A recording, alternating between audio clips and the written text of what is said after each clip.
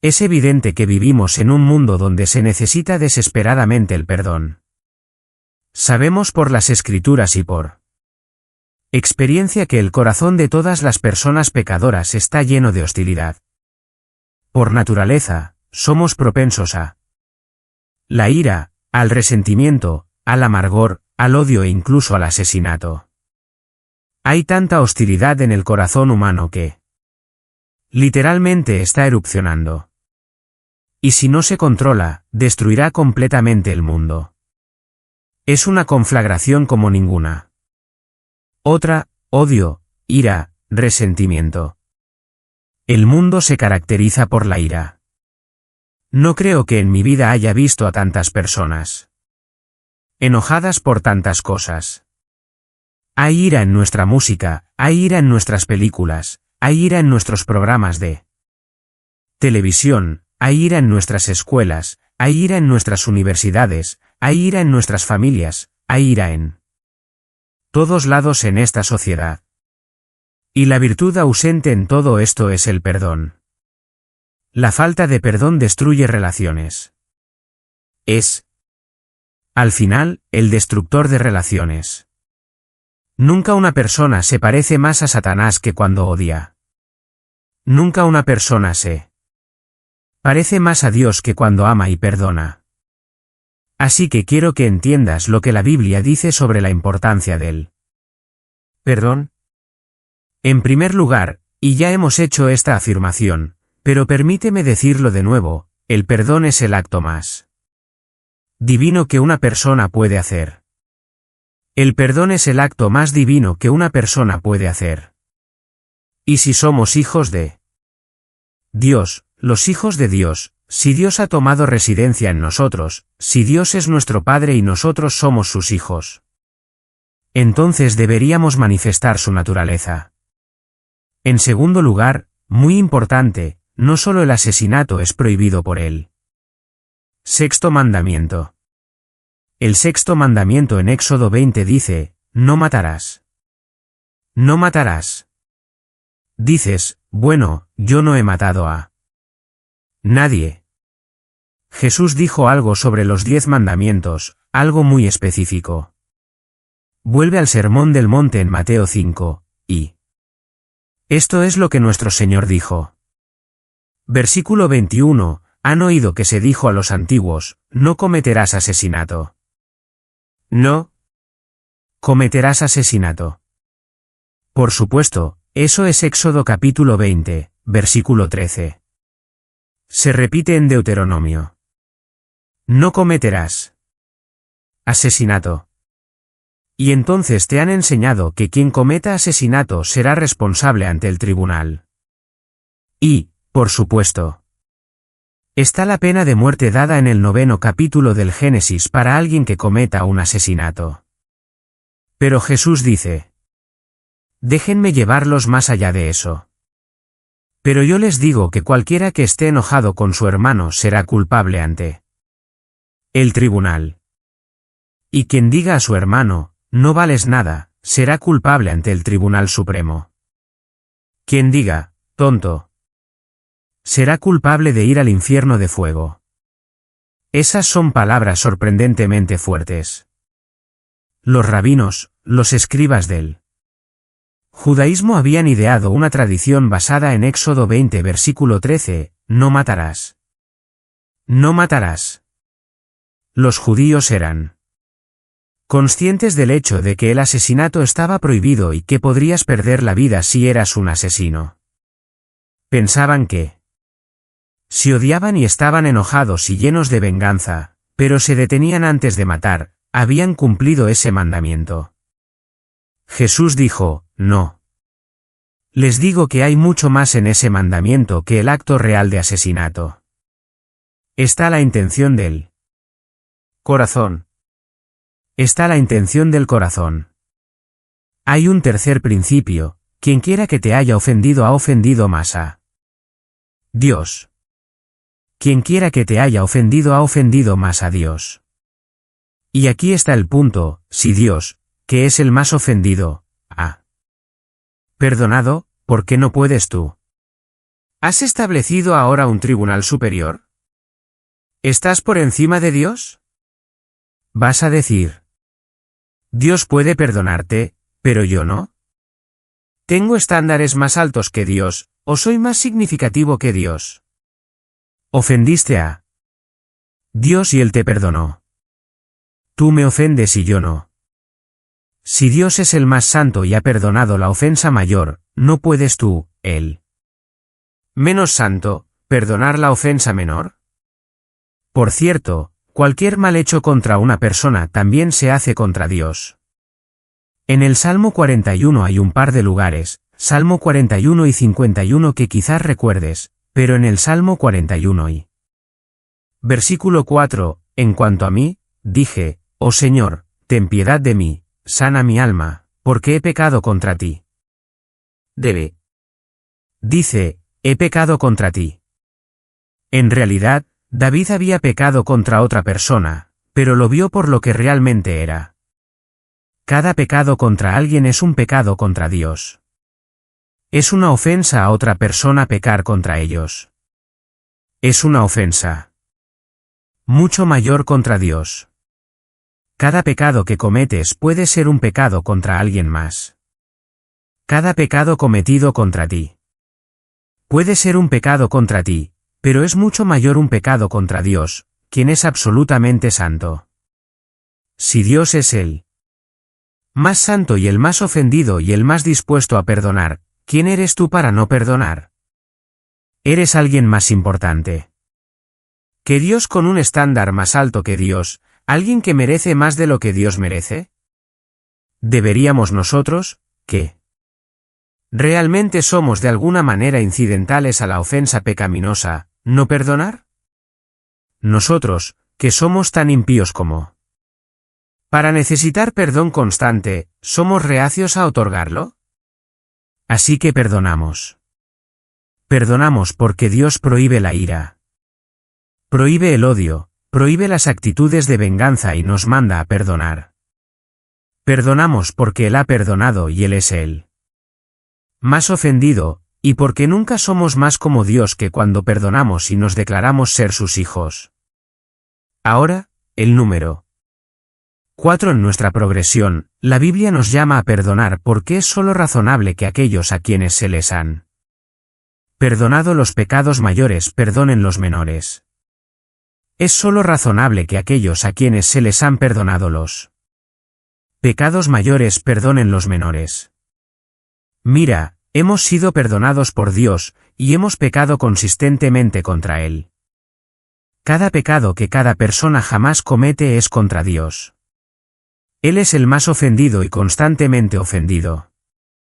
Si Dios nos perdona esta masa de pecado, que es inconcebible en su deuda acumulada, que es impagable, que no puede ser deshecha por nosotros. Pero si Dios está dispuesto a perdonarnos esa gran deuda de pecado, ¿no deberíamos nosotros perdonarlas? ¿Pequeñas deudas de las personas en nuestras vidas? La ilustración de esto está en Mateo 18. Y, de nuevo, es la enseñanza de Jesús. Gira a Mateo 18. Esta es una de las parábolas más memorables de nuestro Señor. Y luego cuenta esta parábola. Por esta razón, para explicar este perdón, el reino de los cielos puede ser comparado con un rey que deseaba saldar cuentas con sus esclavos. Cuando comenzó a saldarlas, se le presentó uno que le debía 10,000 talentos. Un talento eran 15 años de trabajo. 10,000 talentos es una deuda astronómica, impagable, inconcebible. Así que este hombre ha malversado el dinero del rey y no tiene nada para devolver. Fue llevado ante él. No tenía los medios para pagar. Versículo 25. Su señor ordenó que fuera vendido junto con su esposa e hijos. Al menos podría obtener algo vendiéndolos a todos como esclavos y tomar todo lo que se pagó por ellos como una pequeña cantidad de reembolso. Entonces el esclavo Cayó al suelo, se postró ante el rey, diciendo, «Ten paciencia conmigo, y te pagaré todo». Bueno, eso era ridículo. ¿Eso? Nunca fue posible. Pero estaba desesperado, así que hizo promesas que no tenía capacidad para cumplir. Versículo 27, y el señor de ese esclavo sintió compasión y lo liberó y le perdonó la deuda. Ahora sabemos de quién trata la parábola. ¿Verdad? Esta es una deuda impagable. El hombre no tiene capacidad para pagarla, pero el Señor, el Rey, es compasivo y le perdona toda la deuda. Esa es una imagen de Dios. Pero ese esclavo, versículo 28, salió y encontró a uno de sus compañeros esclavos que le debía 100 denarios, que es el trabajo de 100 días, lo agarró, comenzó a estrangularlo, diciendo, «Paga lo que debes». Así que su compañero esclavo cayó al suelo y comenzó a suplicarle y hizo el mismo discurso, «Ten paciencia conmigo y te pagaré». Y eso era posible. Pero él no estaba dispuesto y fue y lo arrojó a la cárcel hasta que pudiera pagar lo que debía. ¿Cómo pagas lo que debes cuando estás en la cárcel? Esto es insensible. Ingratitud. Esta es una ingratitud impactante. Este hombre ha sido perdonado una deuda totalmente impagable, y sale y estrangula a un hombre que le debe 100 días de trabajo y lo arroja a la cárcel. ¿Cómo puedes recibir un perdón tan magnánimo y masivo y no dar un pequeño perdón a alguien que te ofendió? Mira, no puedes recibir el perdón que recibiste de Dios y ser implacable sobre las pequeñas cosas que te ofenden. Dios te ha dado el perdón por una deuda impagable. Salir y estrangular a la gente, por así decirlo, y arrojarlos a la cárcel de deudores, hacer daño a sus vidas debido a pequeñas ofensas hacia ti es manifestar que eres una persona repugnante. Eres repugnante por tomar tal perdón y no dar ninguno a cambio. Merecemos la condenación. Dios nos da misericordia. Eso debería enseñarnos que damos misericordia a nuestros deudores también. Ahora hay un quinto punto. Aquel que no perdona no disfrutará de la comunión y el amor de otros creyentes. Mira lo que sucede en esta historia mientras estás en Mateo 18. Está hablando con los discípulos, y está en esta historia, y cuenta cómo el hombre tomó el perdón completo, luego salió y estranguló a este hombre y lo arrojó a la cárcel de deudores. En el versículo 31, dice, así que cuando sus compañeros esclavos vieron lo que había sucedido, se entristecieron profundamente y fueron y le informaron a su señor todo lo que había sucedido. ¿Sabes qué le pasó a ese hombre? Fue cortado de sus amigos. Serás distanciado de tus amigos. Eres una persona implacable.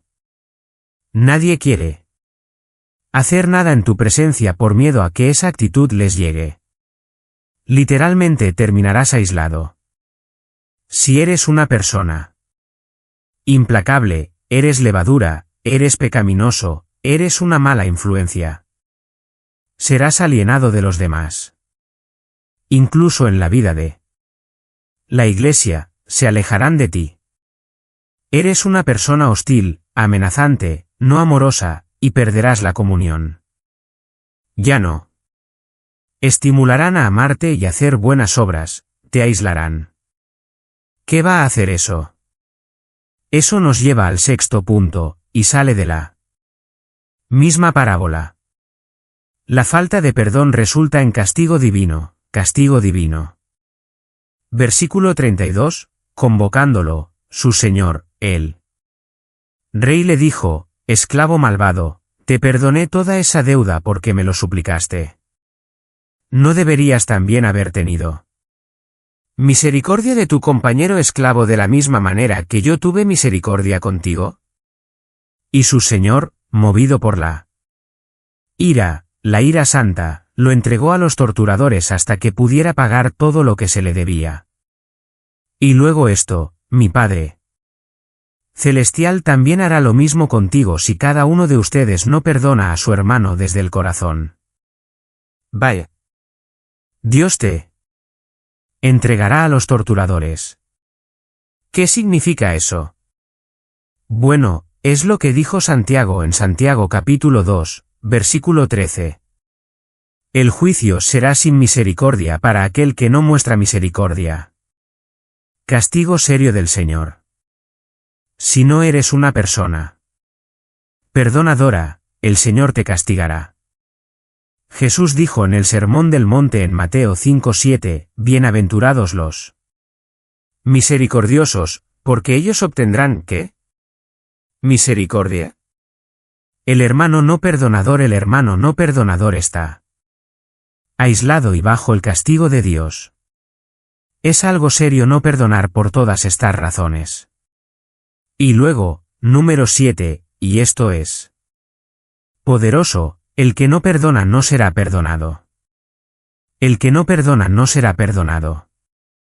Cuando nuestro Señor, nuevamente, en el Sermón del Monte, expuso tantos de estos principios, dijo esto en el capítulo 6, versículo 12, enseñando a sus discípulos a orar.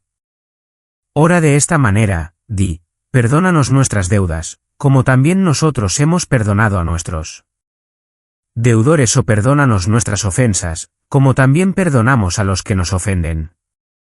Nos perdonas, y nosotros los perdonaremos. Así es como funciona. Eres el Rey que nos perdonó la deuda impagable, y ahora es nuestro llevar tu imagen. Pero luego esta advertencia, versículo 14, si perdonas a otros por sus transgresiones, tú, Padre Celestial también te perdonará. Si no perdonas a otros, entonces tu Padre no perdonará tus transgresiones. ¿Es eso difícil de entender? Dices, bueno, ¿puede eso aplicarse a un creyente? ¿Lo hace? No significa que no estés justificado.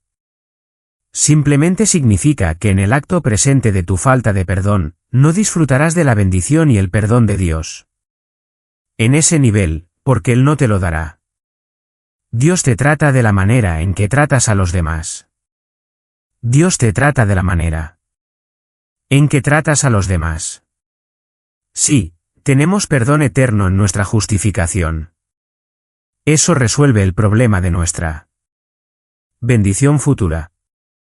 Pero el perdón temporal es un problema en nuestra santificación, y eso resuelve el problema de nuestra bendición temporal. El cielo está resuelto, pero la vida aquí no, y si quieres permanecer en el lugar de la bendición, entonces debes perdonar. A lo largo de los años en mi vida como cristiano y como pastor, he visto el vacío, he visto la sequedad, he visto la insipidez, he visto la falta de alegría, la falta de poder, la falta de significado en las relaciones. He visto el daño a un matrimonio y una familia que produce la falta de perdón. Tienes la relación rota, basada en la falta de perdón, luego eso se complica por la disciplina del Señor mientras Él entrega a la persona no perdonadora a ciertos tormentos. Y luego tienes la realidad de que permanecen, en cierto sentido, en su vida temporal y en el proceso de su santificación no perdonados. No es manera de vivir tu vida. No es manera de vivir tu vida.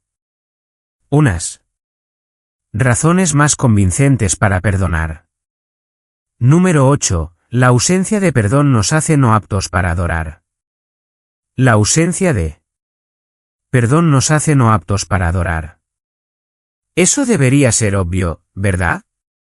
Quiero decir, si estás en esa condición donde estás bajo el castigo del Señor, en cierto sentido estás bajo la disciplina del pueblo de Dios, estás en una situación donde Dios no te está perdonando de manera temporal continua, no estás en condiciones de adorar. Pero no tenemos que simplemente insinuar eso, porque Jesús lo dijo explícitamente. Vuelve a Mateo 5 otra vez y recógelo en el Sermón del Monte en el versículo 23 donde dice, si estás presentando tu ofrenda en el altar, vienes a adorar al Señor, y allí recuerdas que tu hermano tiene algo en contra de ti, hay algún asunto sin resolver, deja tu ofrenda delante del altar y ve. Primero, reconcíliate con tu hermano, luego ven y presenta tu ofrenda. Nadie debería acercarse a Dios con la intención de adorar si tiene algún rencor no resuelto con otro hermano o hermana.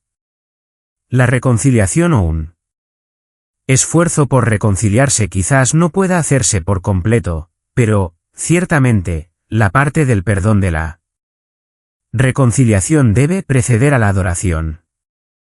Independientemente de quién sea la culpa, el problema de la amargura, el odio, la ira, la falta de perdón no puede llevarse al lugar de adoración. Número 9. No perdonar es usurpar la autoridad de Dios. No perdonar es usurpar la autoridad de Dios. Es el viaje del ego definitivo. Estás presumiendo que la espada del juicio está en tu mano, que depende de ti empuñar esa espada del juicio. Y vas a causar estragos en la vida de alguien. Vas a chismear sobre ellos. Vas a difamar sobre ellos. Vas a decir cosas terribles sobre ellos. Vas a fomentar mentiras mientras exageras las realidades. Estás asumiendo el lugar de Dios. Mira Romanos capítulo 12, y solo unos pocos versículos en el capítulo 12 que abordan esto. Romanos 12, versículo 14, bendice a los que te persiguen. Bendice y no maldigas. ¿De acuerdo? Bendice a los que te persiguen. Lo que sea que alguien te haga, bendícelos. Bendícelos. Estás acumulando carbones de fuego sobre su cabeza. Bendícelos. Y luego el versículo 17, nunca devuelvas mal por mal a nadie, nunca. Respeta lo que es justo a la vista de todos los hombres.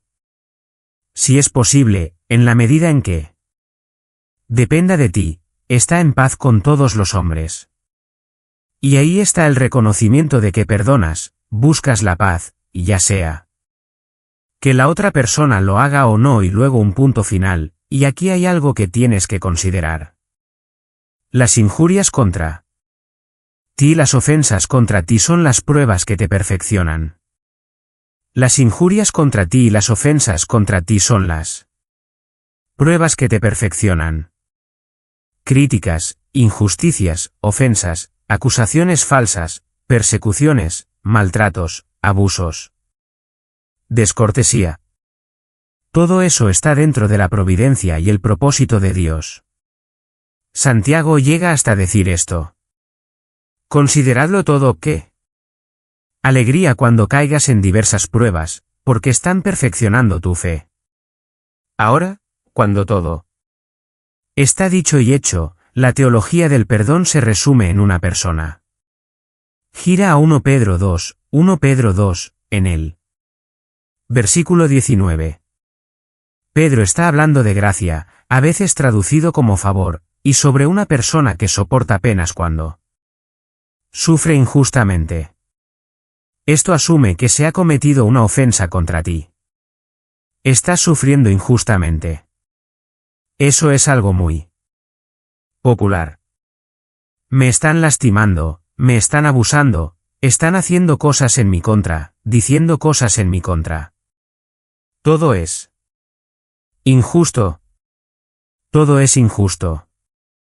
Aquí está la respuesta correcta. ¿Qué crédito hay, versículo 20, si cuando pecas y eres tratado duramente, lo soportas con paciencia? No hay crédito ahí. Pero si cuando haces lo que es correcto y sufres, lo soportas pacientemente, esto encuentra gracia con Dios. Y eso es esencialmente lo que acabamos de decir. Tu sufrimiento, las acusaciones, Los abusos son las pruebas que traen la gracia que te hace fuerte en tu debilidad. Pero aquí está el modelo, versículo 21, porque has sido llamado para este propósito. ¿Cuál es el propósito? Tu perfección. Has sido llamado para soportar pacientemente el sufrimiento injusto. Has sido llamado para este propósito. Y aquí está aquella quien miras, ya que Cristo también sufrió por ti, dejándote un ejemplo para que sigas sus pasos, quien no cometió pecado, ni se halló engaño en su boca. Y mientras era injuriado, no injuriaba a cambio mientras sufría. No profería amenazas, seguía confiando en aquel que juzga justamente. Y él mismo llevó nuestros pecados en su cuerpo en la cruz, para que pudiéramos morir al pecado y vivir para la justicia, porque por sus heridas fuisteis sanados. Cristo logró más. Cuando estaba sufriendo injustamente,